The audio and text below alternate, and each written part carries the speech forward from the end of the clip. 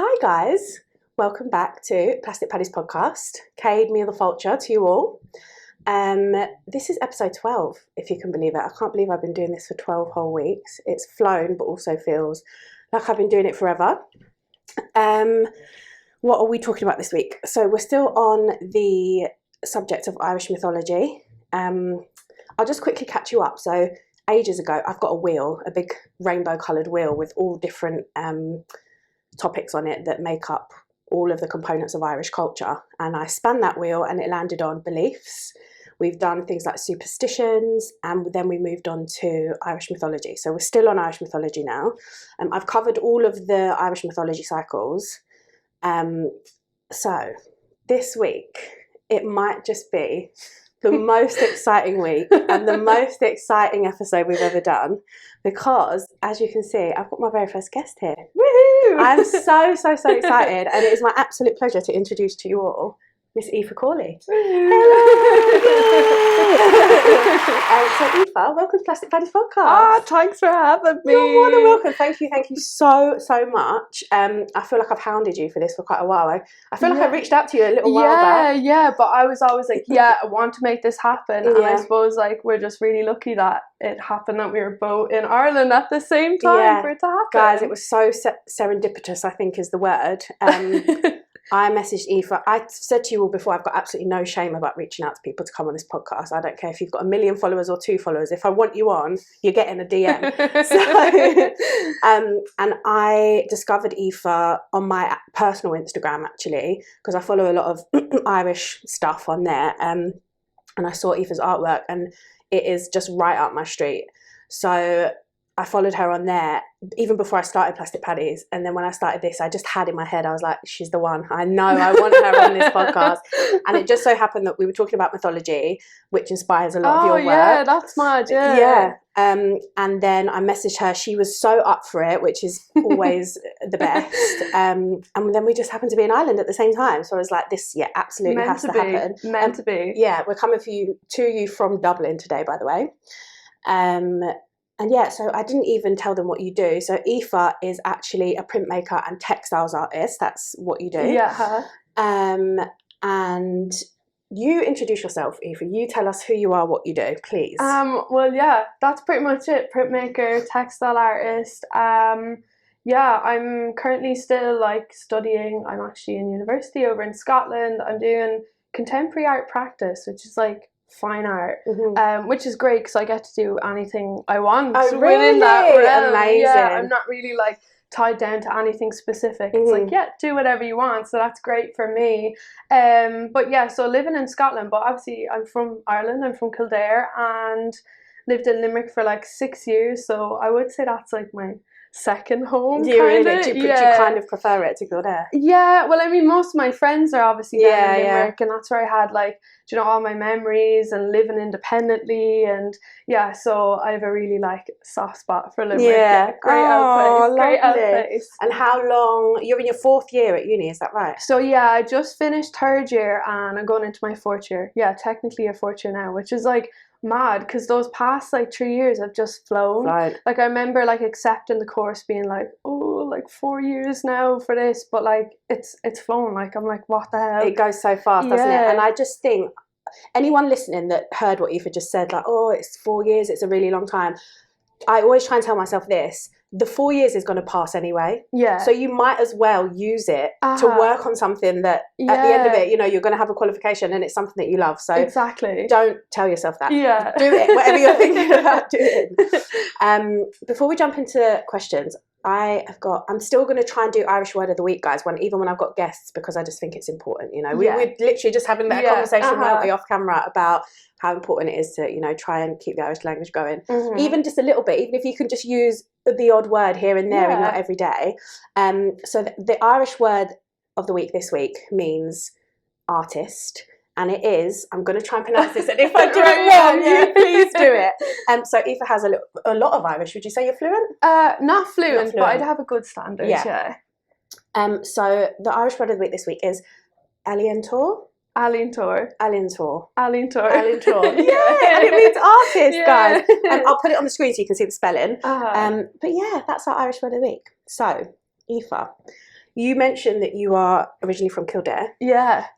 Tell us about your life growing up in Kildare. How was it? Yeah, I don't know. Like, I mean, obviously it was just like normal to me. It's all I've known. But I'm from just outside Kildare town. It's just kind of like a small town in Kildare, obviously. Yeah. But I live kind of outside of the town, so out in the country, which I didn't really like. I actually would be always like asking my mum, being like, oh, can you drop me into town to hang out with my friends, like, you know. So I didn't really like living outside of the town. But then obviously when I went to university and went, you know, down to Limerick, I was able to like walk anywhere I wanted and like get a bus here, get a bus there. So I love that freedom. But I hated it when I was younger. I didn't really like it, but ever since I got so interested in like history and into like Saint Brigid, obviously, like I was like, oh my god, like, you know, Kildare is actually such a great place. Like I didn't realize it, and I suppose like that's, I don't know, if you live anywhere, you're kind of like, oh, whatever. But then when you come back to it, when you leave and come back to it, you're like, oh god, there's like so much here. It's that like, so true. Yeah, so that was kind of, yeah, it's just a small town girl, really. Yeah. Just a small town girl. And have you got siblings? Yeah, I have two brothers. And they are younger than me. One's living in Galway, and then the other's actually down in Limerick. So when I moved out of Limerick, he kind of went down and took my place down in Limerick. So yeah, they're my two brothers. And you're the oldest? I'm the oldest. Big sister. Yeah, big sister. I've got a little brother as well. Oh. Yeah. And you said you've got a dog earlier. Yeah, I do. Is it like your childhood dog? No, it's not. We only got her like last year, so she's only a baby. She's only a year old. Oh. But her name is Dolly. She's a cockapoo. Oh no, she's not. Yeah, she is. And we called her, well, obviously I'm a huge Dolly Parton fan, so I was like, Mom, we're calling her Dolly. Yeah, so but also she has like blonde hair, like big blonde curly hair. She's a Dolly. She is a Dolly. This holds the spirit of Dolly inside her. Yeah, she is a I'll Dolly. get you to send me a picture, and I'll pop a cutie little picture we'll put of up, like wee Dolly Dolly there. Oh, we love Dolly. So you grew up in Kildare, small town, two brothers, parents. Did you come from an artistic family at all? Well, not my mom and dad. Creative family. Yeah, not my mom and dad, but my two brothers are creative. Like one of them is studying sound engineering, technology, music. He's very into music. The other brother, he's very into music as well. I've got like a cousin that's like an artist or like pursuing like art. I have another cousin that's pursuing drama. So like there is like something in the genes. Yeah, there is. There's something there. Maybe not like directly from my mom and dad, but I suppose like everyone's creative in their own way. Like my mom's a preschool teacher, and obviously you need creativity for that, you know. Like I don't think like creativity and being an artist is just like, oh, they're a really good painter. Like it comes in like all sorts of forms. Like even like music, that's like insanely creative, and I don't think people realize that. So yeah, that's kind of like my creative kind of thing. But obviously my friends, my kind of whole circle of friends, I'm surrounded by like amazing artists, amazing like musicians as well, DJs, you know, and we all kind of like feed off of each other, which is like great. Yeah, I love that. Isn't it amazing when you're around, even if the people that you're in a group with they're not in your creative field. It's so funny how you can just get inspired by them, isn't it? By them, and like how they like do things differently or see things differently, or like you just like, I don't know, it's just like great meeting people that are like creative, you know. Yeah, amazing. So you've been creative then since you were a kid. Have you, art specifically, is it something that the talent that you've always had? Have you been able to draw since you were like young? Well, I suppose like I was always into it, but like I feel like with drawing, like it's a technical thing. Like I don't think people realize you practice and practice and practice and get better. It's not like, oh, they're magically amazing at something from the start. I only learnt this not that long ago. I really thought that everybody was born with like this Michelangelo type ability to paint, and they were the only people that could be artists. Yeah. But I watched a TED talk, and this guy was like, no, you can learn to draw well. Like you can really learn to draw, which is really fascinating to me. But you had a kind of little something there, and you feel like you really built on that skill. I feel like I was always very creative, and then like going back to music, I actually played a lot of music when I was younger. Did you? Don't really anymore, which is such a pity. But when I was like 8, 9, I think, I started playing the concertina. I started playing trad music. That is the coolest thing. And well, at the time I was like, this is unreal. I had like an amazing primary school teacher who like played every single trad like instrument ever. She like taught us Irish obviously in primary school, and I think that's where I got my like love of Irish from, because she was really passionate about it. So like that obviously like filtered down into all our students.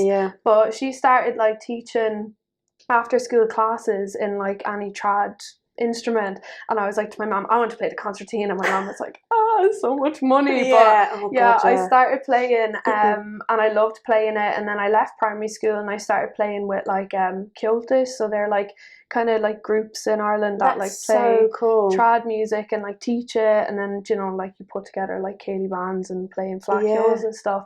But I don't know, raging with myself because I was like 14, 15 and people were like, oh, trad music isn't cool. Do you know, all my peers were like, oh, that's not cool. And I was like, and when you're that age, all you care about is the opinion of your friends, isn't it? Literally, because then I was like, right, I still love music, so I went and learned how to play piano so I could play like pop songs. Do you know, gained their approval by playing a pop song. But so I played all throughout school, like piano, played concertina as well. And then I went to college and I kind of stopped. Like I stopped, but I'd love to get back into it. I reckon if you picked up a concertina again, I think you'd be surprised at how much would just come back, you know? Yeah, like I still have one at home now. The bellow is like punctured on it, so I obviously need to go get that fixed. But I've been dying to actually bring it over to Scotland, because there is like in my university, there is a trad music group society thing, and I'm like, oh, I'd love to get back playing it. Unreal. Do you know, just a bit of fun, like amazing. Yeah. Lads, I just have to apologise if you can hear some like drilling in the background.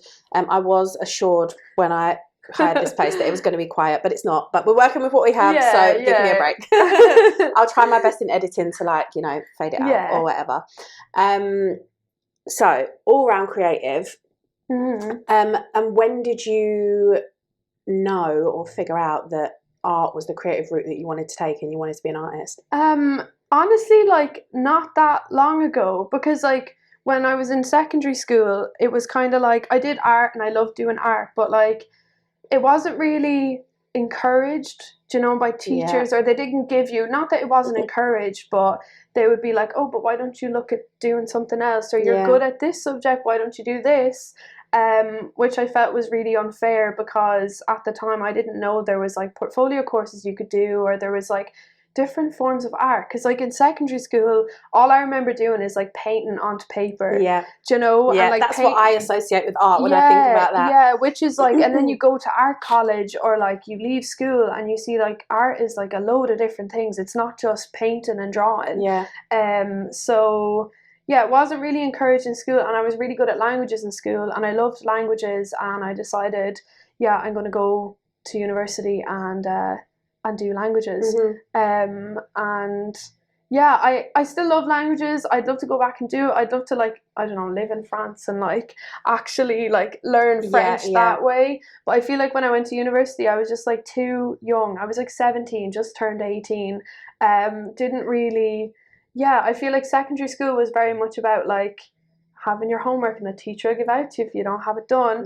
While like in university it was very like, oh, I don't care if you don't show up, and like the responsibility is entirely on you, isn't it? And that's a lot for a 17-year-old. Oh, so much. Like, and that's why I encourage anyone, like if they're unsure, like take a year out or whatever.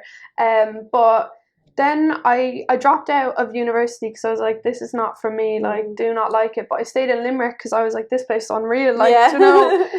So I stayed down in Limerick, and a lot of my friends down in Limerick were in the art college, or they were like creative in some way, and I was seeing them going in and out to the art college in Limerick, like LSAD, and like having a great time and making all this mad stuff, and I was like, oh, like I could do something like this. I think I'd really enjoy it. And at the time I took a lot of like film photography photos, like 35mm photos, and like I would just like upload them on Instagram and not Were you just teaching yourself to do that? Just that's like so cool. Like obviously I'd take the photos and just like, I don't know, whatever came out, It and was I get sort of like point and shoot. That was exactly it. And then I kind of went on to like, I got a medium format camera, I was shooting medium format, learning more about it, but like I never really thought of it as like something like creative until I started seeing like photographers like in galleries and stuff, and I was like, oh wait a minute, like I could go to college and do this. So I started a portfolio course down in Limerick and LCFE, which is like great. If anyone's thinking about doing that course, there you like go, do lads. it. It's unreal. I did that for a year with the hopes of applying to Scotland, because I'd done 2 years in Limerick. And in Ireland you get like a SUSI grant, kind of like it's like a grant to go to college. It's like half your fees or something paid for by the government, but it's kind of tricky to get. Like, your parents have to earn under a certain amount, and it's like this whole thing. But anyway, because I went to college in 2 years, I wasn't able to get that again for the first 2 years. So I would have been like paying it all myself. And I was like, I don't know how I'd be able to afford that, like, you know, on top of like rent, on top of like, you know, materials and stuff. So I started looking at places that were like cheaper than Ireland, and it just so happened that Scotland was free at the time, because pre-Brexit EU students were allowed to study there for free, because the Scottish government like funded places. So I applied. Large up yourself, the Scottish government, by the way. Get yourself that independence. I don't blame you guys. I do not blame you. So I applied for Scottish colleges because I was like, oh well, it would be free, you know. And I've always loved Scotland. Like, I used to go to Glasgow all the time, and I loved it as a city. And in the Glasgow School of Art, actually, there was a course, fine art photography. So I was like, this is what I want to do. I'm going to get in here now, live in Glasgow, like take photos. Applied for Glasgow. I remember flying over to do the interview and flying back the same day.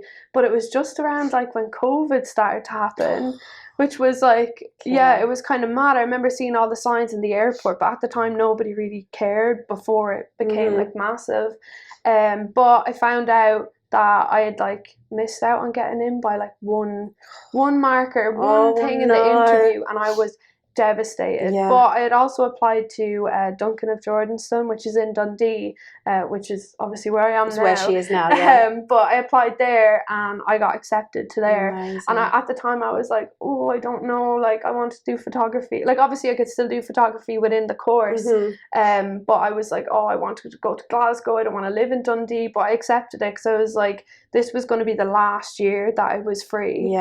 So I was like, if I don't get in now, I'm going to have to pay. Or I'm going to have to like figure out something here. So I just said, right, let's go do it. And then ever since, I've just been like creating, working, especially during COVID. I feel like a lot of people probably have this story where they were given the time to like actually like sit down and do something creative, or like learn a new skill or whatever. And then a lot of people come out being like, oh, I'm, you know, like this is my life now, this is what I love to do. So obviously during COVID I was doing college online, like my first year in Dundee online from home, because no one was in college at the time. Well, they were all doing it from home. But I had a great time. I used to stay up all night embroidering. I'd get so much work done because I didn't have to like get up the next day and do anything. So I absolutely loved that. And I think that's where, you know, it all kind of came from. I started like posting my stuff online. And it was just like great seeing like people like supporting it and loving it, and that's kind of where it went from. So it really hasn't been that long at all that the art has been your sort of path that you decided to absolutely take. Not. Like, I mean, like only like what, like 2-3 years ago was I actually like, I want to try and do this. That's so like wild. I feel like people are always like put off about like like going to college to do something that they really love, or like, you know, pursuing something like this. But like, I mean, it doesn't always necessarily mean you have to be like amazing at art since you were like out of the womb, like, you know, that kind of way. Like we were talking, like drawing is like a skill you learn. And then like we were saying, like in secondary school, I didn't know there was anything beyond painting onto paper, you know, and there's it's just not encouraged, is it, in society? I feel like there's this attitude, especially in school, of like, I mean, it's fun, art is fun, but it's not a career choice. It's not a sensible career choice. Which I hate that it's not encouraged. I mean, we're not saying it's easy, guys. It's not easy to do, but it is possible. Oh God, There's an example right here in front of you. Absolutely. And I mean, if you love it, you're going to pursue it, like regardless, 100%. You know? Yeah, I feel like passion is a real driver. If you're doing something that you love, I feel like it can take you to places because you're so determined, aren't you? It just puts this like fire up your bum to be like, I'm doing it. I don't care if you tell me no, I'm getting it done.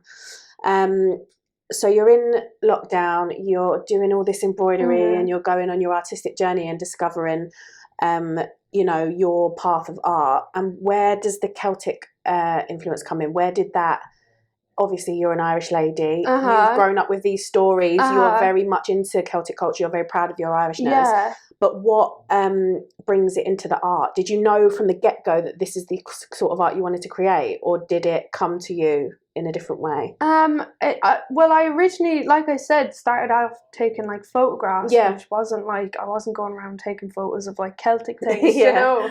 But I remember doing like in first year, obviously at home in lockdown, doing like a project. I can't remember what it was even about, but I made this veil with all these kind of like Catholic symbols on it, like Sacred Heart and all that kind of stuff.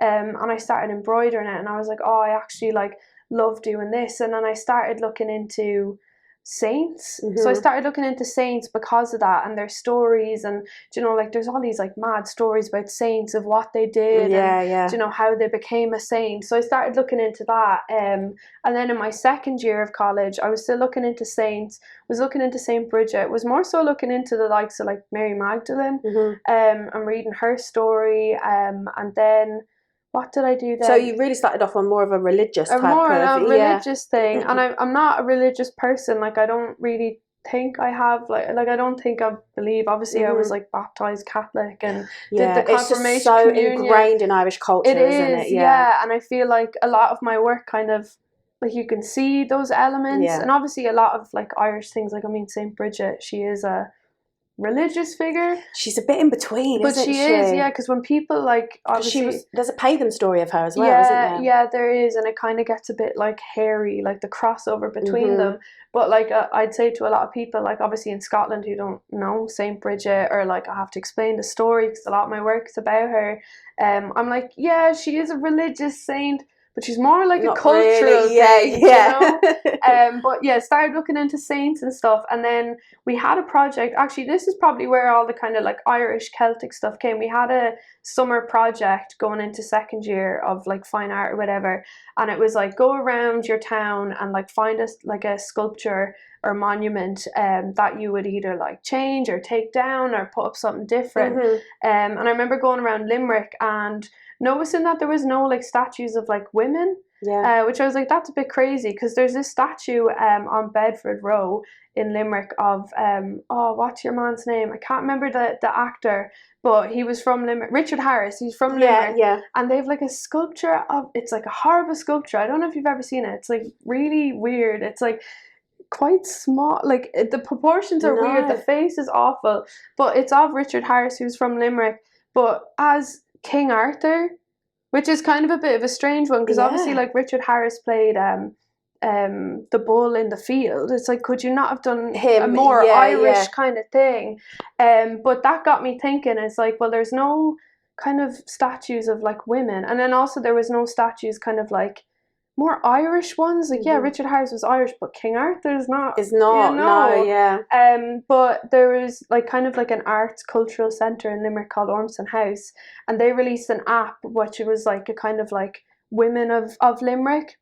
And essentially, like, you download the app and there's all these like places in town associated with all these women from Limerick that did like amazing things. And one of them, which was really close to where my apartment was in Limerick, was Kathleen Clark. And she was an amazing woman in herself, but people probably know her best as being the wife of Thomas Clark. So he was like one of the signatories of the proclamation. But that woman was insane. Like, she was so good. She like, obviously when the rise and all happened, and then after it, like, she got involved in politics. She was made the first Lord Mayor of Dublin, and also first female. But she did a lot of stuff with Cumann na Man. She was one of the founding members of Cumann na Man. And her house, well, her birth house or wherever she lived in Limerick was right across from mine. So that got me thinking about all these like women that were involved in the rising. And it's like, well, why isn't there any like statues of them?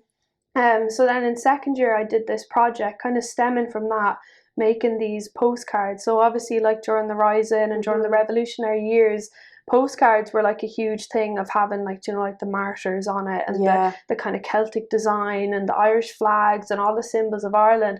And I got really interested in that, but I got really interested in making women versions of them, like the women that, you know, were like so much of a part of like the revolutionary It wouldn't years. have been able to happen without them, really. Exactly. And I did read somewhere that Kathleen Clark, she actually commissioned artists to make these postcards, and then obviously in America they would, like, you know, sell them to like Irish Americans, and that would create a lot of the funding for the widows and children that were left after the Rising. Oh, that's amazing. You know, so there was a lot of kind of stuff, and then obviously the whole element of like print and kind of like propaganda and stuff. So I started looking into that, and then I just like really fell in love with all the kind of like Irish symbols and like the Celtic design, and it just kind of stemmed from there. And then I was like, there's so much. There is so much, and it's right on your doorstep, and it's your history. Yeah. Why not celebrate it?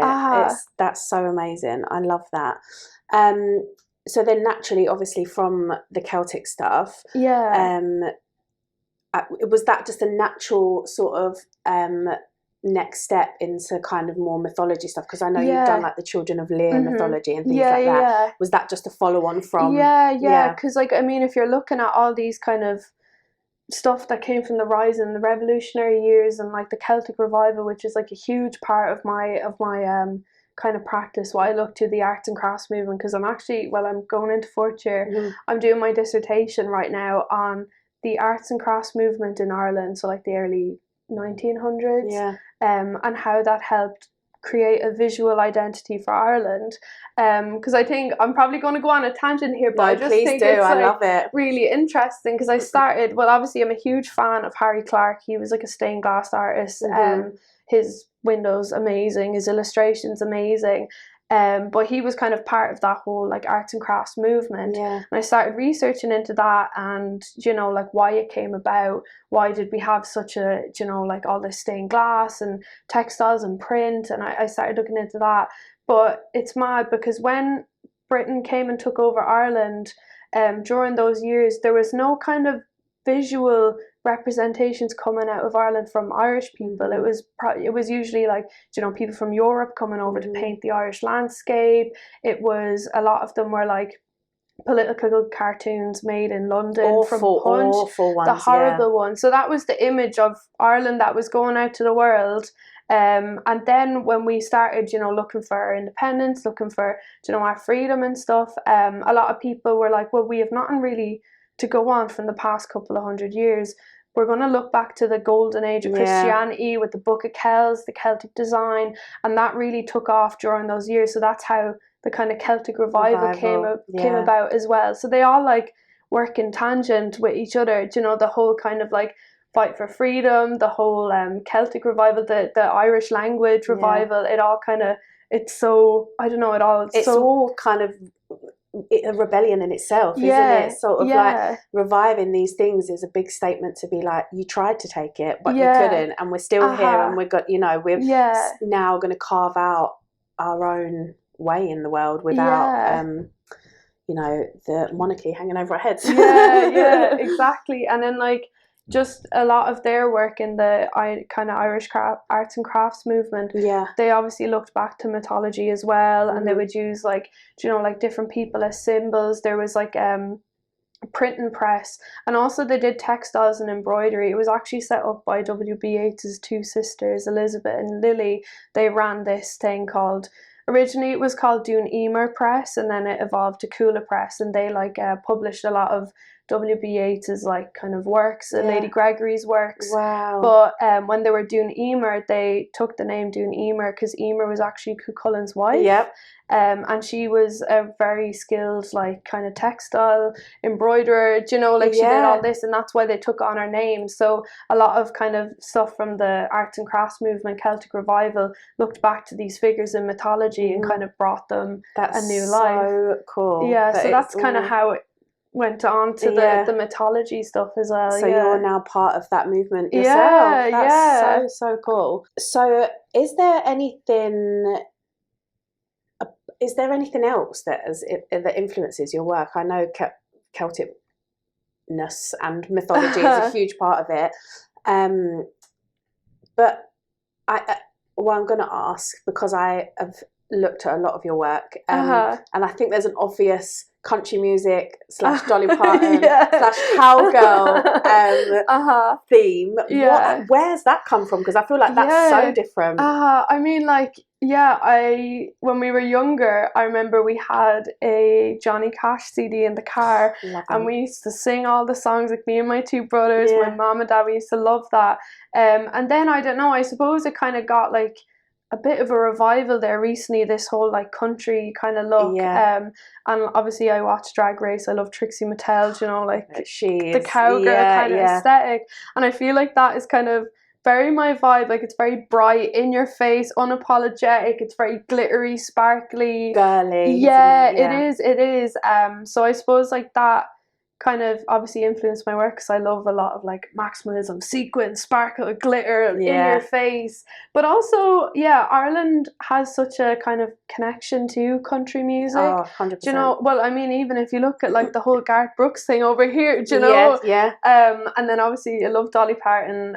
She's just, I just love her. I think she's like, I don't know, she's a great role model, I think. 100%. She's just an icon, isn't she? Yeah, I feel like she she's is. So I actually iconic. do have her there on my leg. Yeah, I do have her there. Can I put a picture of that up? I'll put a picture on the screen of what she just showed me. It is my Dolly. Absolutely iconic.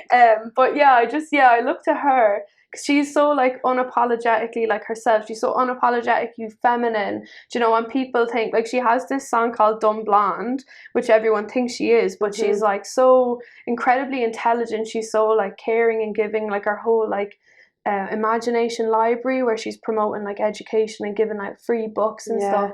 I just think she's great. She is great. And I think what you said about her being unapologetic is so true. I've seen some of her interviews, and she's obviously got a very bold look. Her look is her look, with the bleach blonde beehive, the massive hair, big boobs. And I've heard her say a few times, like throughout her life, people have tried to tell her to kind of tone it down, or called her cheap or nasty, or but she's always been like, no, I'm incredibly proud of the way I look. And I remember her saying something like, I would look at all of the women, she grew up very poor, and she said, I would look at all of the women, like the hookers, and they would be, you know, I could see that people were a bit dismissive of them within society. And she said, but I always knew from a little girl that those are the women that I want to look like. And I just think, what a flipping icon to like say something like that, and just boldly just be who you are.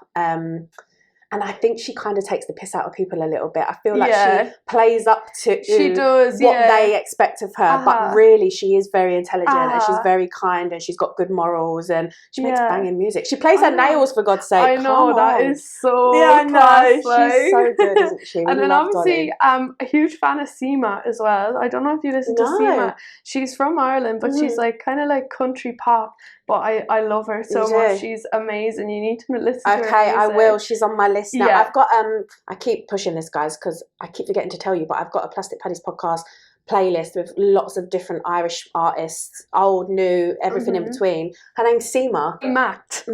I'm so sorry. Seema. I see. I'm gonna add some of her music to you'd Plastic love Paddy's her. playlist. She's unreal. Amazing.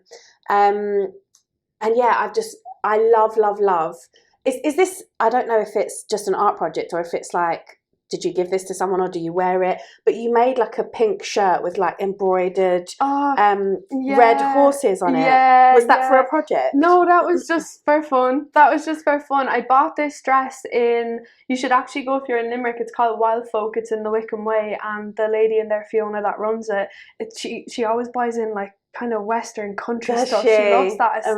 Amazing. But there was this pink dress for sale in there one time, and I just saw it, and I was like, it's so nice, but it's really plain. It needs a bit of sparkle. So I was like, I'm going to buy that now, and that'll be a project for me. So then last year, during the summer when I finished college, I was like, oh, do you know what? Now's the perfect time to like embroider this dress. So I put like 2 horses here, and I remember embroidering it with like gold thread as well, but it was really plasticky, so it was so hard to do, but I did it. And then on the back I did like a horseshoe, and it says like lucky and stuff.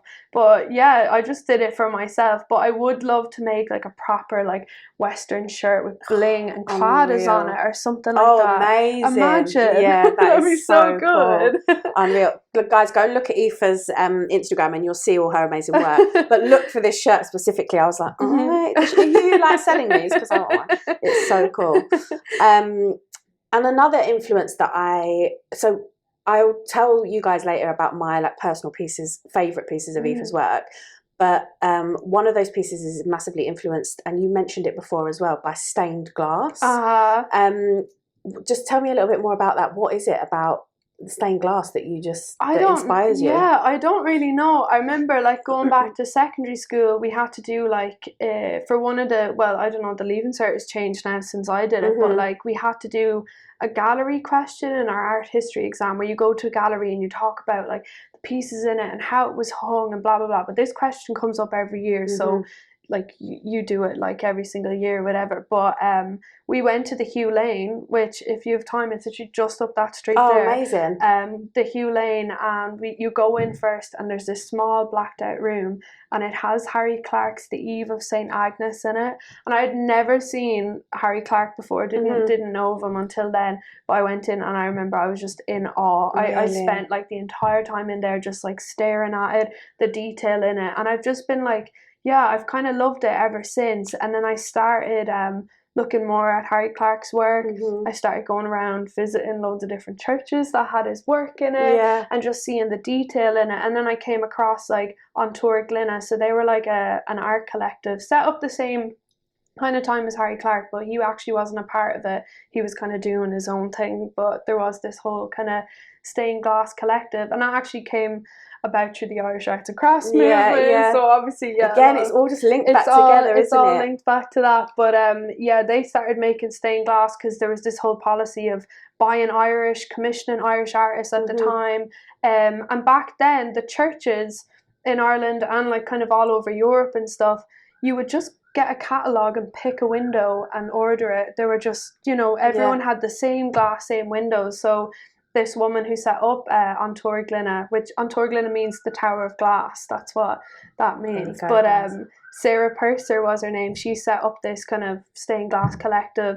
She started in NCAD. It used to be like the Dublin Metropolitan School of Art or whatever. It's now NCAD. Yeah. But she set up this course for people. She used to go and like poach people out of different disciplines to come and learn how to do stained glass. And they've made like stained glass all over like the churches in Ireland. Wow. There's some in America. I went to see some of it in America when I was in New York last year. And it's just like, just an incredible experience. I feel like walking into a church, there is something a bit like, there is, even if you're not a religious person, like you said, there is something about it, isn't there? There is still something that's like, oh my god. And then seeing all this like amazing art and how it's so unique, because obviously like being in Scotland, I've been going around to the churches, it's not the same. It's not the same, but so really influenced by stained glass. I've never made it myself, never done it. I think it's kind of a hard thing to get into, because a lot of these people were like apprentices to like their father and mother's business. Well, like they don't really teach it in art school, and then also it wouldn't be very common, would it? No, it's more like you have to go and get an apprenticeship to do it. But like at the same time, who's making churches and stained glass now? That's the thing, and it's sad because that means it's kind of dying out, really, doesn't it? And then also it's very, very expensive. Like I mean, all the glass, the lead, all the acids, like everything that you're doing with it, it's quite an expensive process. But I am hoping to do some faux stained glass, right? So what I've started doing in university is, I've never used laser cutters before. Okay. So I was like, right, I want to learn how to use these laser cutters, and I've started like cutting out of like neon acrylic, like perspex, like these like Neon Saint Brigid. Is so your vibe as well, isn't it? Unreal. But I started cutting out stuff from the acrylic, and then I was like, wait a minute, what if I made faux stained glass where I cut out all the pieces and piece them together? So obviously it's not the same thing as proper glass, but it will still have that effect. So that's what I'm hoping to do in the future. I can't wait. Stained glass. Cannot wait to see what you come up with. I'm so excited.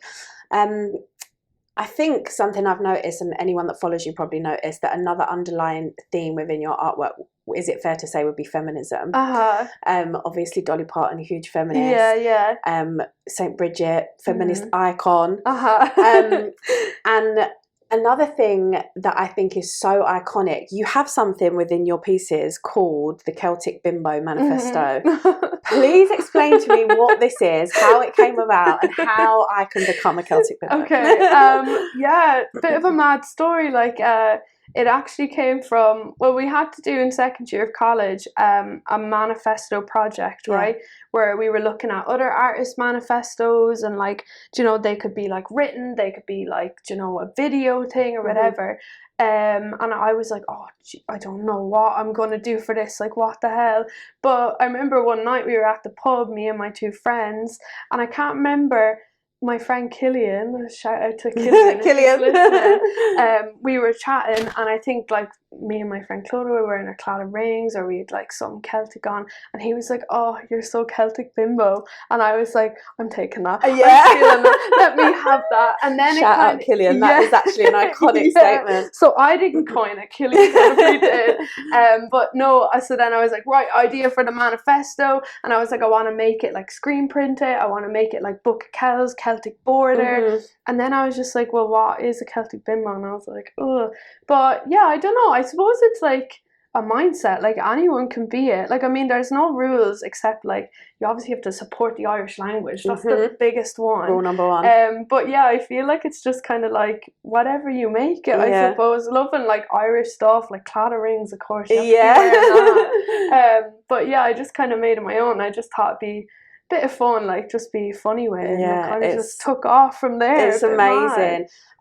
Again, go to Aoife's Instagram or her website and have a look, because it's on there. Do you know it off by heart? No. I do not, except I just know what's in the border. That was the most important, because I feel like they're quite like feminine things. Like I have like my Saint Brigid's crosses, I have the clad at the top, but I also have like Tara brooches, but I put leopard print in the Tara brooch, of course. And then I have Sheila na gigs as well. So all very like kind of like feminine stuff. Like, amazing.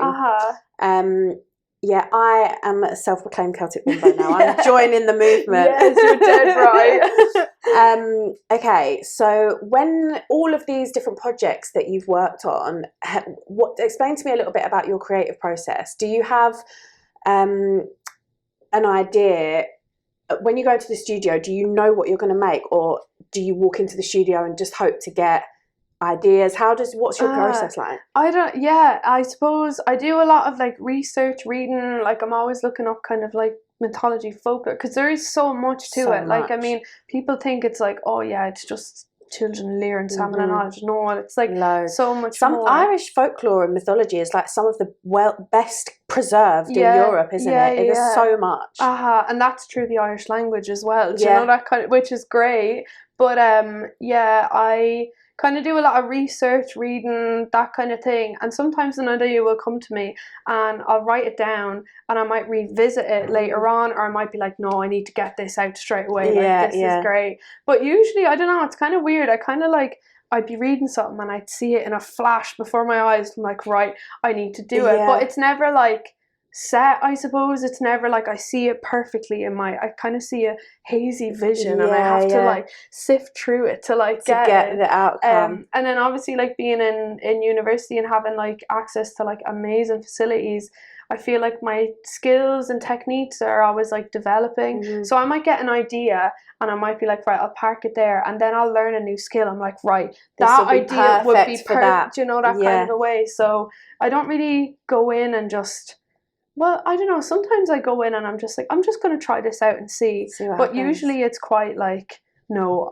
I have something set and I'm going to and it'll work this way. Yeah. And can you think, have you ever, you just mentioned then that you don't always have a completely clear vision, it's sort of a bit hazy and you see how it comes. But has there ever been a piece where you've had it in your mind and it's come out exactly how you envisioned it? No. Do they always change? Never. They always change. They always change. Like, I mean, I'll have a vision of something and then, I don't know, like I said, develop a new skill or like, I don't know, add a new colour to my colour palette, which is quite limited. I feel like I only work in like all the neon colours and that's it. Now you say that, look, like if I imagine some of the pieces in my mind, that's true. But I wouldn't look at your like what projects all together and be like, oh, she's got a very limited colour palette. I don't know why, but I feel like looking at it, it's like, whoa, like you couldn't tell that straight away, I don't think. I suppose that's good because I literally just have like, you know, like hex code, so like you type it into Photoshop or like Procreate or whatever, and the same color comes up. I just have like a list of 4 that I use all the time. But even for my embroidery pieces, they're always done on the same pink fabric that I buy. It's kind of your trademark now, isn't it? That's how you know it's an Aoife Cawley piece. Yeah, it is. But also sometimes I'm like, oh, am I after limiting myself here? But like, I don't think so. No, not really. But yeah, most of the time I'll be like, yeah, I'm gonna do this.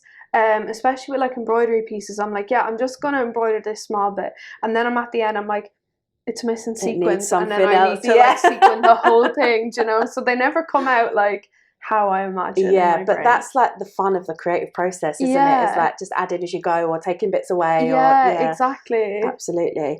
You just mentioned there yourself that you do like to use bold colours in your work. It's mostly neon, isn't it? Is that like a conscious decision that you made? Is there a reason, or do you think it's literally just your personality coming out in your work? I don't really know. Well, does it match my personality, the neon? I would say from meeting you 1,000%. She's got the neon nails on even, guys. She's like fully colourful. Yeah, I don't know. I don't really know. Maybe it is a subconscious thing of being like bold and bright. Well, if I'm going around like an art gallery, if I'm going around like shopping for clothes, it's the things that are like bright and neon, or obviously leopard print, that stick out to me. So they're the things that I'm automatically drawn to, and I think that I'm just like, I just want to use these colors, use these textures, use these like bright sequins, you know, because I just like enjoy it. Just enjoy it. You couldn't ever see yourself doing a really muted, like neutral tone. No. Oh God, no, you're joking. Even like when I do my sketches for like any of like my pieces, I always do it in neon pink. They're never in black or pencil. It's always in neon pink. That is absolutely iconic. So you've just got a load of like rough sketches and ideas, and all in neon. Pink. That is unreal. That's so cool. I would bet money that you're the only artist in the world that has that. I feel like everybody else's would be in charcoal or pencil, or like a really light. So cool. Mine is neon pink. One day it'll all be in that'll all be in a museum, and it'll be like Aoife Cawley. Amazing! That's so exciting. So what we've spoken about things like mythology that inspire your work, country music, obviously, Miss Dolly Parton herself. But what art movements, or just art, or artists inspire you? Well, I'm not going to go back in, obviously, arts craft movement, Irish arts craft movement. Celtic craft movement, definitely. We're not going to go back into that. I'd say, like, I don't know, it's such a mix as well, like what other art, like I don't just stick to just Irish art. Like, I think my favourite painting in the whole wide world is Hieronymus Bosch's The Garden of Earthly Delights. I don't say, I'm a complete art like novice. I don't know what that is. It's like this mad medieval painting, and it's like a triptych, so it has 2 doors and it opens up, and there's one panel, a middle panel, and then like the last panel. But this guy was like a Dutch painter in like the 1400s, 1500s, but he was a bit like bananas, like he was crazy. They say that, don't they, about like really like well-known artists, they often have a bit like crazy. Well, I feel like this guy was like in some sort of kind of like, I think it was called like the something Brotherhood of the Virgin Mary, some kind of like sect of Christianity. But his painting, The Garden of Earthly Delights, is like about, so it has like Adam and Eve in the garden, like here, and then the middle panel, it's just chaos, like what's going on, like there's like people like, I don't know, like getting with each other. Sinning. Sinning. Filthy sinners. Yeah, sinning. And the middle panel is supposed to be like, well, this is what we're all at now. Yeah. Do you know, like being bold. And then the last panel, the third one here, is of hell. And like everything's on fire. That's where like they're going, basically. Exactly. So his painting was kind of like a warning. Yeah. But it's very like illustrative. It's very funny.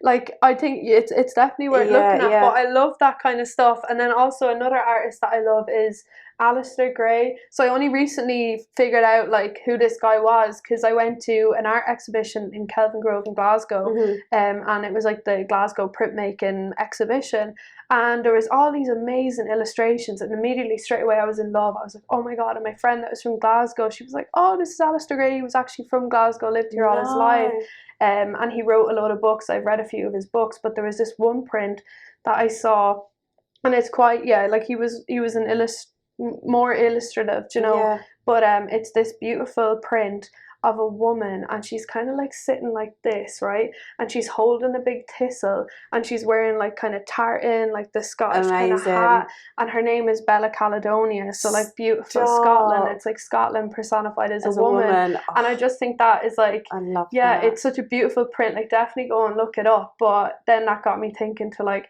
you know, like how we perceive Ireland as a woman, like Hibernia or like Kathleen na Houlihan, like whichever one. And I just think that kind of works amazing. I'm usually more drawn to like illustrative stuff, I suppose. And obviously I have a lot of like artists I follow on Instagram that are like, you know, and I hate like obviously being in university and like tutors are like, you're not allowed to use Instagram artists and stuff, but it's like they influence me. They're you know, and that's what's current, that's what's happening right now. And it's the future, it's not going to go anywhere. Exactly, yeah. So there's like so many amazing artists, and like a lot of artists that are looking at like Celtic stuff as well, but it's mad how different all our kind of views on it are, and like how we envision it, which I think is just amazing. It just, there's no one version of it, is there? I feel like it's endless what you can do, and with open it. To interpretation. Absolutely, it's so exciting. So apart from your own, of course, what is your favourite genre of art, would you say? Have you got a favourite? I don't really know. Like, obviously I love the stuff that I'm interested in, so I love textile stuff, I love like embroidery pieces, I love like, you know, printmaking, I love screen prints. Like, I just think it's mad because obviously I have an understanding of how much work goes into it and what goes into it, and being like, oh, how did they screen print that? That's amazing, talented, you know, that kind of way. So I love looking into that. Like, but like I said, like I love like a range of stuff. Like I love paintings, I love installation kind of work. I remember last year I went to the Brooklyn Museum in New York, and I got to see Judy Chicago's The Dinner Party. So she made this like massive installation kind of piece of like a table, but it's like really long. It's huge, but it's all like a big V shape, and every single, there's like a setup for different women throughout history that were probably like not commemorated as they should have been, or not celebrated. But I went, and you're able to go along, and all the kind of what are they called, like dinner plates, they're like made of ceramic, but they're all kind of like, they kind of look like vaginas. Amazing. You know, and they're so cool. But there's actually a place for Saint Brigid there. No. Yeah, and it's all kind of Celtic-y. You know, she is so like, there was a load of different women there. And then she, like, you know, would put a bit of like their culture or heritage or where they came from, like elements of that. But there was one for Saint Brigid, and there was also one for her name was Petronella. It was like in Kilkenny, there was like the witch Alice Kittler, and she was accused of being a witch. I can't really remember if they actually, I think Petronella was burnt at the stake, but that was like her maid that was also accused of being a witch. So she is a place there as well. Yeah, that's table. So cool. How did she do with Brigid? Did she do her justice? Yeah, I think so. She did a lot about like fire, because like obviously Saint Brigid is associated with fire. So like the kind of dinner plate, like the kind of vulva on it is very fiery. I think it's like orange, and the tablecloth, and it's kind of Celtic-y as well. Yeah. So yeah, that was amazing. Amazing.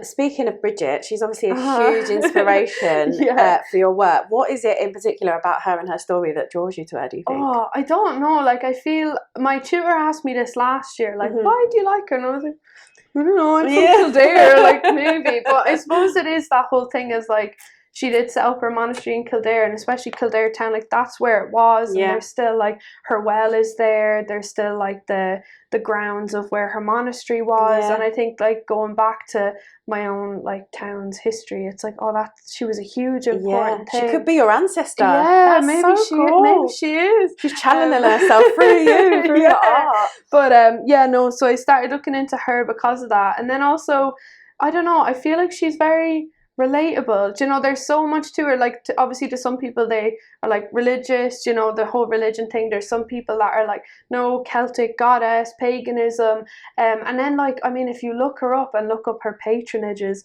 she's the patron saint of anything and everything. So like anyone can kind of find, I don't know, something in her, which I think is just great. Yeah, absolutely. She's a woman of the people. Absolutely. Love that.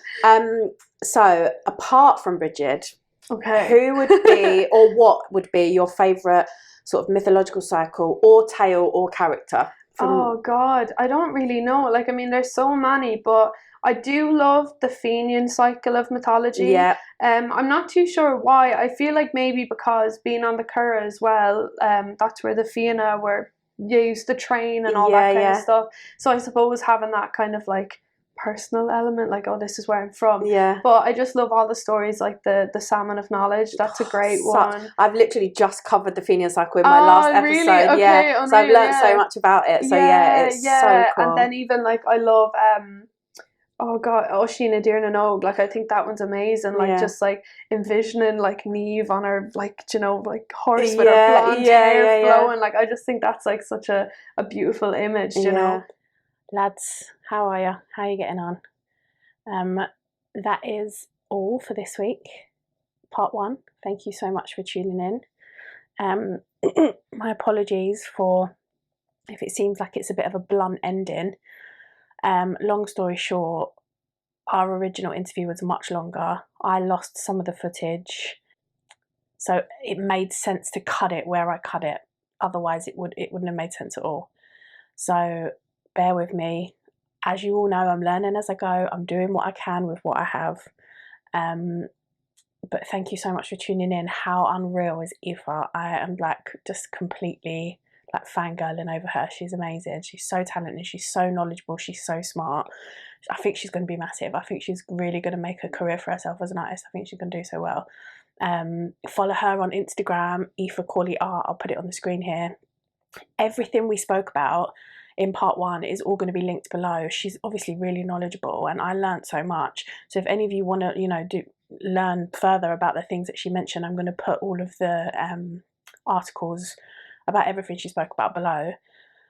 I'll link her website below, her shop, so you can go and buy her prints and her stickers and just see all of her unreal art.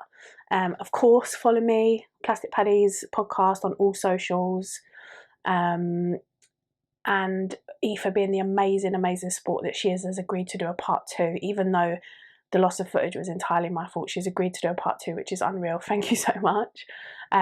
So please, it's going to be coming soon. We're going to be filming it soon, so I'll put it out as soon as I have it. So yeah, thank you so much for tuning in and stick with me. This is going to get better. There's going to be more guests on, I promise. Yeah, and as always, Sinead. Bye.